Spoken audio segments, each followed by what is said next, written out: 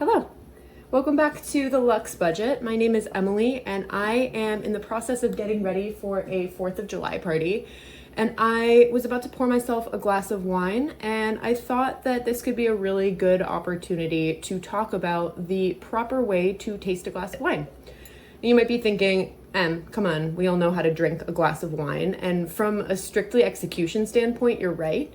But if we are talking about how to appreciate a wine a little bit more, this video is going to help you kind of understand what people are doing when they're swishing their glass around or when they're taking that initial sip that the restaurant offers you. So the first step when it comes to really appreciating a glass of wine is take a look at the bottle it's coming from. So I'm going to be drinking this Westry, I don't know if you can see it while my face is in here, this Westry Pinot Gris. I've never had this bottle before, so I'm pretty excited. And for those of you who don't know, Pinot Gris is actually the same thing as Pinot Grigio. It's just coming from France versus from Italy. The grape is, I mean. It's kind of like how in Spain it's Grenache and in France it's Grenache. There's a lot of other really cool ones. I can do a whole other video of grapes that are discussed differently in different parts of the world. So now that we know that we're drinking a Pinot Gris, you can also tell by looking here that it's coming from Oregon. So this is a New World wine. And that's why they're showing that it's Pinot Gris on the label here, because in the New World, they focus on the wine varietal. So the New World is the United States, Australia, South America, most places, honestly, outside of Europe. And since we're doing that, we know immediately that it's going to be a Pinot Gris, and that's the grape. In other places, like France, you'll hear Sancerre, and that's talking about Sauvignon Blanc, or you'll hear White Burgundy, and that's talking about Chardonnay. That's a whole other video.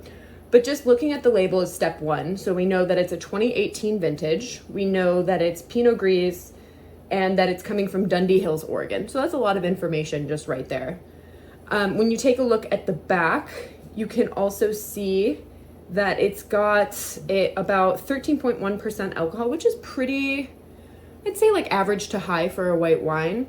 And I also typically will look to see, here it says produced and bottled by Westry Wine Co., which means that it might not be grown on the same estate, but the actual like manufacturing process and bottling happens all in the same area. And that's important because what you want to avoid if you want a nicer wine is one that is grown one place and then produced in another place and then bottled in another place and then sold somewhere else, because it's just too many hands that are touching it. There's really no craftsmanship at that point. It's just about the mass production. So in an ideal world, this would have been also grown on the same estate, but this is only a $22 bottle of wine, so I'm not super surprised that that's not the case. Okay, now that we've checked out the bottle, we know that we're going to have a Pinot Gris / Pinot Grigio tasting wine. It's going to be a little bit older, which is a little surprising to me actually. But, you know, right now I typically drink 2022s, 2023s.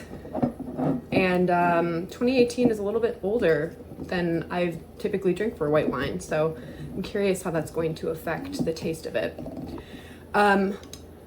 I think too that the process of enjoying a bottle of wine on your own is kind of contingent on the tools that you have as well. I have this corkscrew that is super high quality. It wasn't too expensive. I know some people like the automated ones. That's just really not my vibe. I'll link this down in the description if anybody's interested. It's got that weight to it. It's really nice looking, and I'm honestly just a fan. This isn't sponsored or anything, obviously. Okay, so now that our bottle of wine is open, I like to pour just a tiny bit for the first section, just because, like similarly to how they do in restaurants, I like to start off by taking a look at the color here. So I can use my towel actually. So you can tell here that it's a very pale yellow. So people might call this like a straw yellow, or pale yellow is typically what you'll hear people refer to it as. And to me, that means that it's going to be probably a little bit lighter bodied. It's not going to be super, super high in alcohol. And it's, my mind goes to, it's going to be a little bit more crisp. It's going to be a little bit more light bodied, I think, is really what I see when I get that pale yellow color. Now you notice now I'm swirling the glass and I hold it a little bit differently, I think, than other people do. I keep a pinky right underneath the bottom for a little bit of stability, and then I hold it pretty firmly at the base. And so then you're just kind of swirling from the wrist. And what this does is it opens up the wine a little bit. And I know that can sound a little bit douchey, right? Like, you know, she's got to open it up, explore the tannins, blah, blah, blah. But really it does open up the wine. It makes the aromas a lot more accessible. Think about like if you've got a pond or something and it's really still, it's probably going to not smell any super specific kind of way until the water starts moving around. And then you can tell if there's like algae or if there's, you know, a funky smell laying underneath the surface. Fun fact too, when a restaurant pours you this initial sip, so you ordered the wine and they are coming to you and they open the bottle and they wait for you to take a sip, they are not waiting for you to say whether or not you like it. That initial sip is entirely for the purpose of making sure that the wine isn't spoiled, that it isn't corked, that it isn't, you know, tainted in any kind of way. So when you try the wine, even if you don't like it, if it tastes like it's okay, then you say, that's good, thank you. A lot of people get confused by that and they think it's just to test out whether or not a bottle is to their taste or not, and that is simply not the case. Okay, so we've swirled it around. Now we're gonna take a sniff. And you wanna just pause for a second. Give it a moment. This is not a superfluous thing that people are doing just to look like they know what they're talking about. This is part of the experience. So right off the bat, when I smell this, I get a little bit of citrus, not a ton. I get some pineapple, and then maybe some like a little bit of stone fruit on the back end of it. So like an apricot, a peach, a nectarine, that kind of thing. It smells like it's going to be acidic. Now that doesn't always translate. Sometimes it isn't. And yeah, that's the main stuff that I'm getting from this. So you just want to take a second, appreciate kind of what it is that you smell, put a name to it. You don't have to do this out loud. I'm doing it out loud, obviously, because I'm recording this video, but just take a second. And sometimes after you take a sip, you'll be surprised because it's not going to taste how it smells, or sometimes it tastes exactly how it smells. So now that we kind of have that idea of it smells pretty bright, it smells a little bit citrusy, it smells like the fruits that I mentioned before, let's taste it and see how that compares.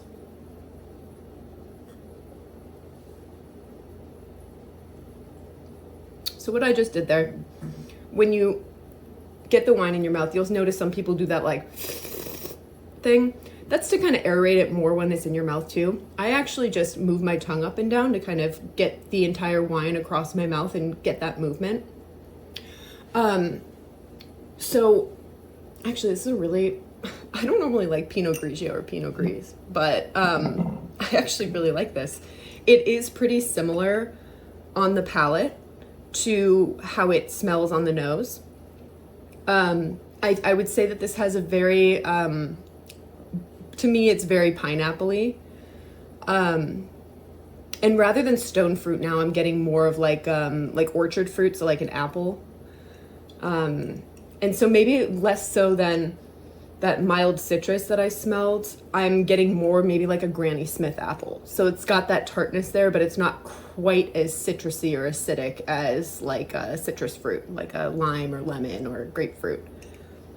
Aside from how it tastes in terms of like fruit, you also want to get an idea of like what it's doing to your mouth. So when I sip this, it's not terribly acidic. So it's not making my mouth water in the same way you think of like a Sauvignon Blanc or just like something very, very citrusy. So it's somewhere in the middle there.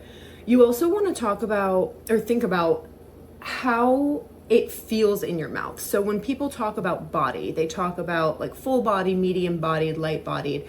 They're literally talking about, this is pertaining a lot to the alcohol in it, but it's talking about how it feels in your mouth. So the best comparison here is like milk. So skim milk versus a 2% versus a whole milk versus a cream. So something that's really light bodied is going to be more like a skim milk. It's not going to leave much of a residue. It's not going to leave a ton of an impression on your mouth once you've swallowed it. Whereas a full bodied, something more like whole milk or even cream, is going to linger in a way that you just can't really ignore once you've swallowed it. So the wine might be gone, but the impression of it still sticks around. One is not better than the other. It's just the wine drinking experience it has an effect on. So you want to think about how acidic it is. You want to think about how the fullness of the body. And then outside of just fruits, you also want to think, like, is this giving any kind of impression of something that you wouldn't really think of with grapes? So that's when you talk about oakiness, or you talk about like how mineral it is. So that's like, it's like a freshness almost. It's like an earthy quality to it. So people might compare it to like a mushroom kind of flavor, or something like flint or granite, or some really weird words when you think about it from an outsider's perspective. So there's just a lot of different ways to describe wine, and there's no right or wrong answer. So I encourage you to not only try a bunch of wines, but also to be fearless in how you describe them. So if you think that it tastes like gasoline, or you think yesterday we were drinking wine and somebody said it smelled like wet wipes, and they weren't wrong. I mean, that's not probably the word that a som would use to describe it, but that doesn't make it any less accurate. So don't get tied down to the terminology that wine professionals are using. Be honest with yourself. What do you taste? What do you smell? It's just really not that serious, and it's not that unapproachable. And if you're with somebody that makes it seem that way, they're probably just an asshole. And so then from there, you can start thinking about what would this pair well with, or you can just enjoy the bottle or a single glass. I'm probably just gonna do one glass for now, but really wine tasting is about intentionality. It's about taking a second, taking a breath, and appreciating the things that you are consuming. One final thing, actually. Once I've tasted a glass of wine, I've gotten into the habit now of tracking it through an app like Vivino. You can just take a picture of it, and where I find that this is really helpful is in kind of understanding what your tastes and preferences are. So if you are kind of new to wine, keeping a diary of the ones that you've tried and liked will help not only you, but maybe like a sommelier or somebody at a wine store make recommendations for you. So maybe they don't have the specific kind of wine that you're after, but they might be able to help you find a comparable alternative. So tracking after you kind of understand how you feel about a certain wine is a great way to help move your wine journey forward. I hope that you got something out of this video. I will link the wine and the corkscrew if you're interested in the comments. And if you have any questions about Pinot Gris or video suggestions or anything like that, let me know in the comments. Thank you. Cheers.